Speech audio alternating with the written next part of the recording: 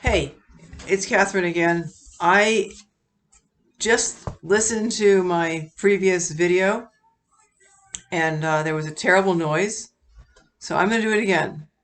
So, what you heard will be deleted if you were hanging there with me, but that was a terrible sound. Anyway, so we know that the microphone, it worked really well with testing, but not so much with the live run. So, anyhow, chapter 9. We left Helena. She married Valimir. Her she really didn't feel she had any choice because she's in a bad place with Huns, and he's also Valimir is a very good person, and she's lucky in some respects. Although she's lost her whole world, her son's died. It's been pretty horrific, but things weren't so easy in the 400s. Okay, chapter 9. Round 2. Sparking the flames, a stick dropped in the fire. In the orange light, Valimir's face was harsh and menacing, a warrior's mask. His passionate gentleness was gone, vanished as if it had never been. Once again, Helena felt adrift, lost in his strangeness, yet somehow not afraid. He drew himself to his full height and frowned. Helena, I'll come back after I inspect the men. Her throat was choked. Be careful. A smile transformed his face. I always watch my back. Without another word, he left. The knowledge of Grelia's return made her cold. The small fire burning brightly could not warm the chill in her bones. You made him happy, Caratipian said. She did not follow his reasoning. What? Valimir, you bring a smile to his lips, just like when he was a boy. She shook her head. Seeing him just now, I wouldn't want him as an enemy. Caratipian chuckled to himself, a rich sound, as it should be, else how could he keep us safe? Huns respect his strength. Yet he's good to me, she whispered. Caratipian smiled, his blue eyes lively. His childhood training was excellent. Helena teased him gently. Nothing to do with you? Everything. He has the best of my teaching. And Bevian Thudamir, I mean.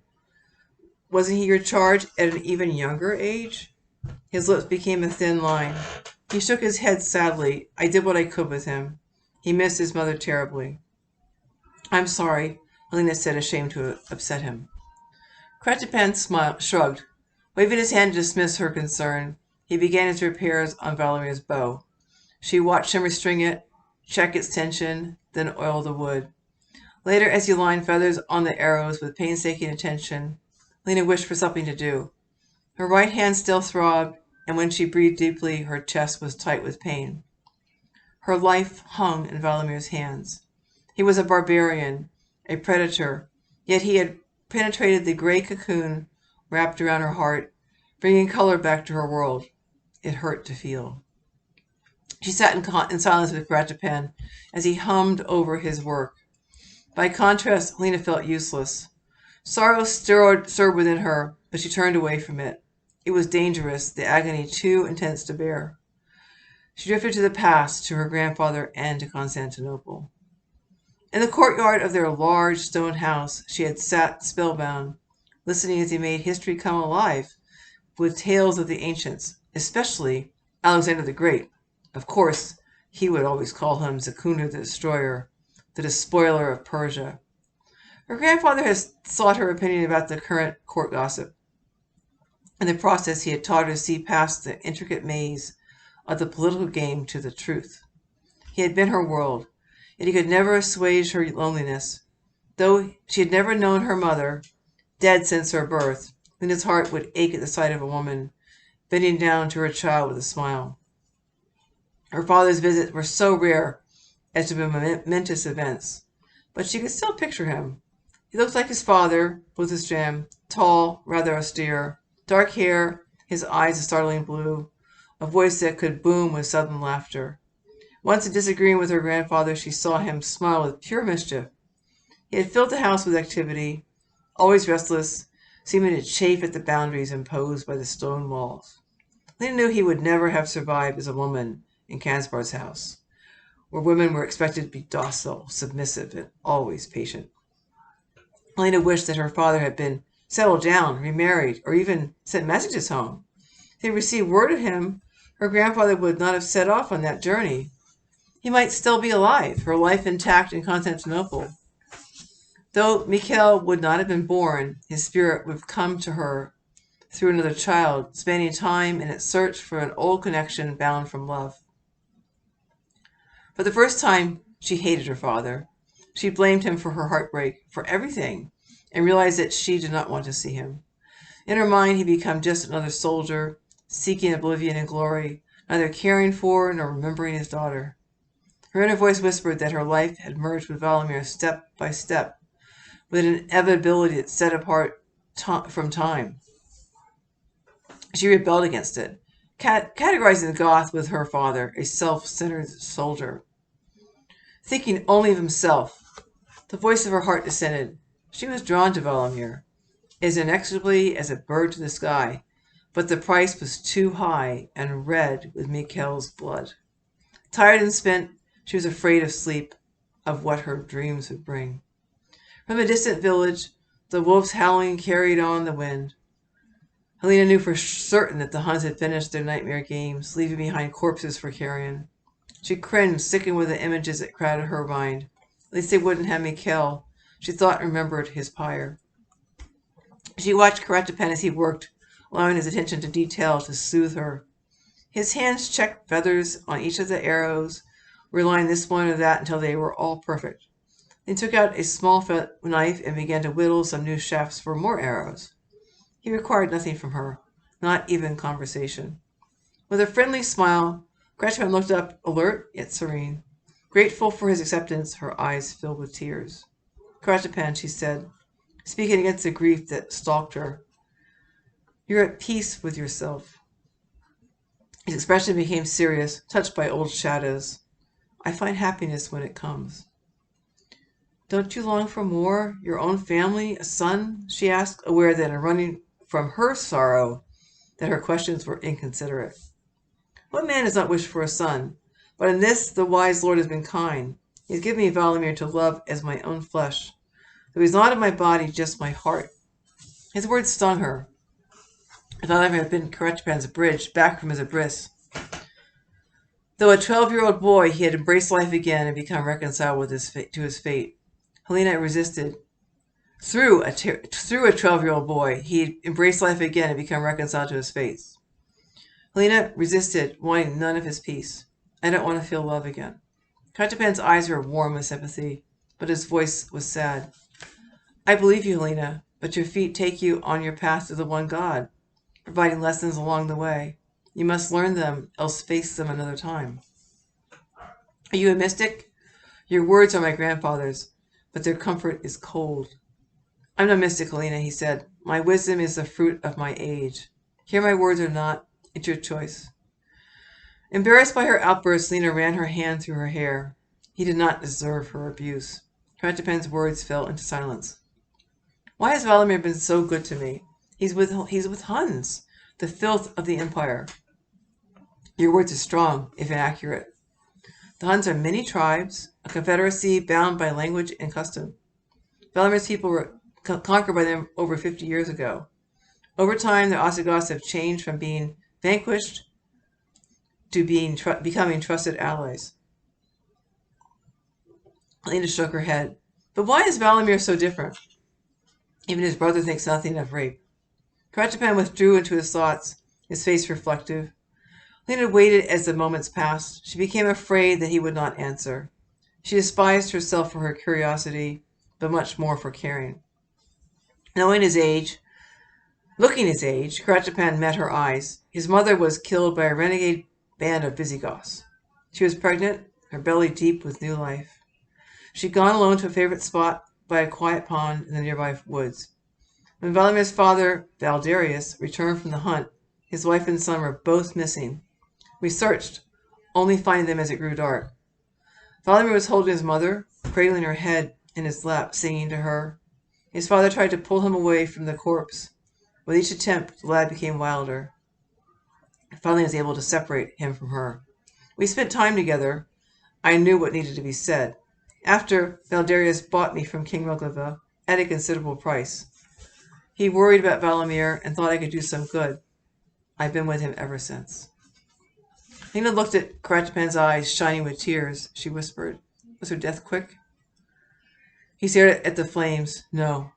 She'd been raped so many times that her blood had spilled from her womb. As she lay in a pool of blood, they sliced open her belly and ripped out her child while she still breathed. Valimir had tried to cover her as best he could with his tunic and the fragments of her dress. When Valdarius saw his wife, he cried. No one has seen him shed a tear since childhood. But he was not alone in his grieving. He paused.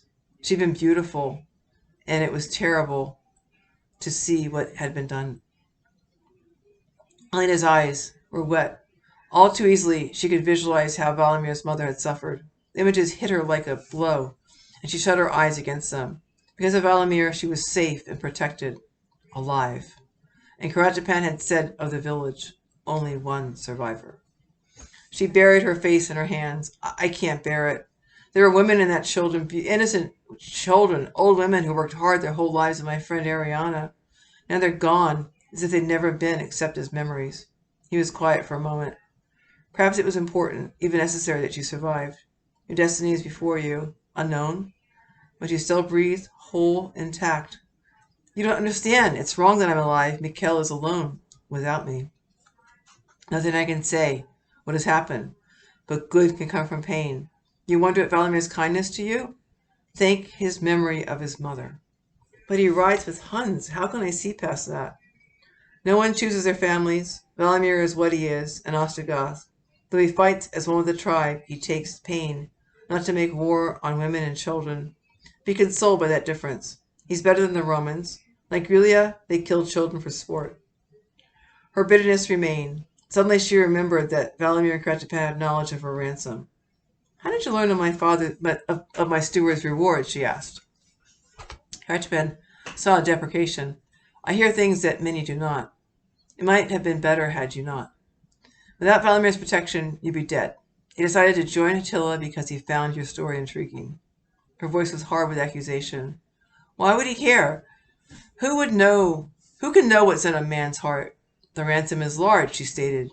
Valimir doesn't look for more wealth. He lives for adventure. The story I told him, I must admit, was worthy of a Persian. It fired his imagination. You think I was lucky to survive? Yes. I can't be thankful for my life. Its price was too dear. Caratipian nodded. His expression was pensive. Though he kept his eyes on her face, he was far away in thought. A stick fell in the fire with a thump. He blinked and began to gather his tools. Helena glimpsed his pain. Caratipian, I'm sorry.